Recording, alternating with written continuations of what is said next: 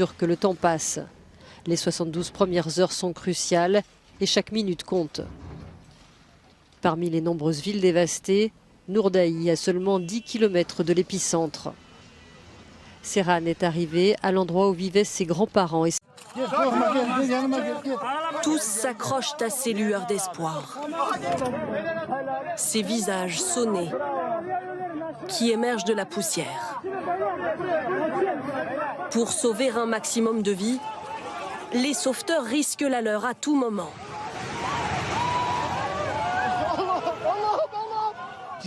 Un tremblement de terre se produit en ce moment. En ce moment. Des secouristes et ce journaliste sont pris de panique, en plein direct sur la télévision turque. Ici, à quelques mètres d'une équipe de sauveteurs, un immeuble s'écroule. Tout a commencé en pleine nuit. Une secousse de 7,8 sur l'échelle de Richter fait trembler la Turquie et la Syrie voisine. Depuis, les répliques s'enchaînent. Et les immeubles fragilisés s'effondrent.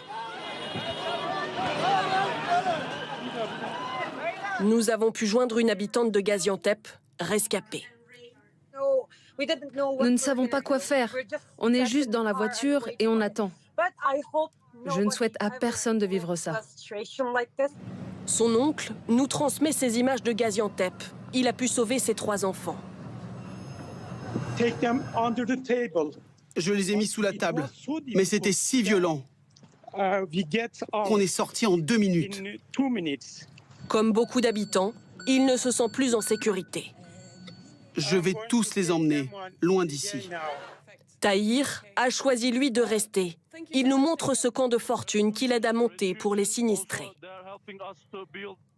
Le séisme ne s'arrête pas. Ça reprend tout le temps. Je ne veux pas rentrer chez moi, je ne veux pas mourir pendant que je dors. De l'autre côté de la frontière, en Syrie, même scène de chaos. Cousin.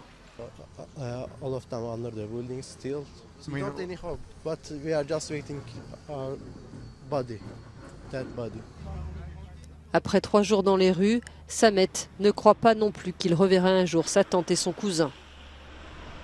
Aunt of my cousin are still under the buildings and we don't have hope because, you know, if we could find them last night, okay, there were some hope, but now because the weather is too cold. Le sinistre balai des bulldozers est incessant. Изключително опасно е движението в града по всичките улици в момента. Ces mères avec leurs enfants vivent dans la rue depuis lundi matin. Elles n'ont que quelques couvertures. Pratiquement chacune de ces femmes doit faire face à la perte d'un membre de sa famille.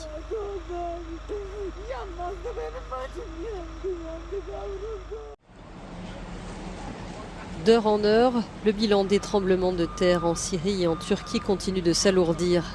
Ce mercredi, il avoisinait les 12 000 morts. Plus de 9 000 en Turquie et près de 2 700 en Syrie.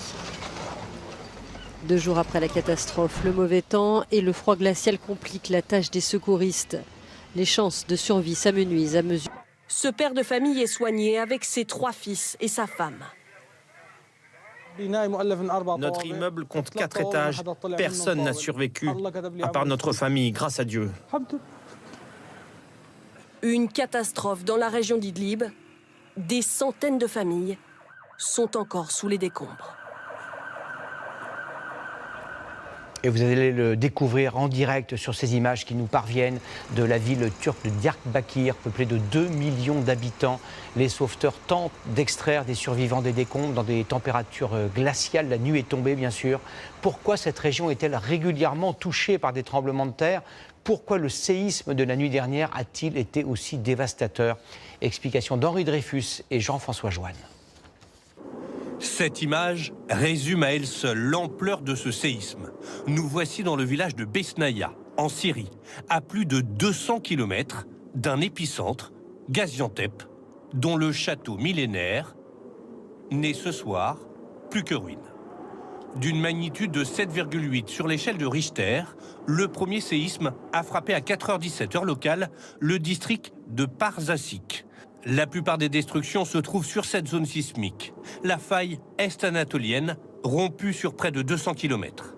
Son épicentre se situe à 18 km sous la terre, ce qui est peu profond et explique une secousse ressentie au Liban, à Chypre et jusqu'au Groenland. Mais à 11h24, un second séisme de magnitude 7,5, celui-ci, frappait Kinozu. Nous appelons ça un doublet. Il s'agit de deux tremblements de terre de magnitude comparable, mais ne se produisant ni au même endroit, ni au même moment. Des répliques par centaines vont se multiplier inéluctablement dans plusieurs villes à forte densité. Chacune d'elles risque de détruire des immeubles vétustes et déjà fragilisés. Que faire alors pour les habitants ? La première chose à faire, c'est de sortir des bâtiments qui ont probablement été fortement endommagés par les deux secousses qu'on a eues là. Mais ce n'est pas si facile puisque aujourd'hui la région est largement couverte par la neige et la pluie. Donc cela complique tout, évidemment. 130 secouristes de la sécurité civile quittent ce soir la France pour prêter main forte. Mais une autre menace guette la Turquie. Depuis plusieurs années, les sismologues craignent qu'un séisme extrêmement puissant frappe la région d'Istanbul, la plus peuplée du pays, avec des conséquences bien pires encore.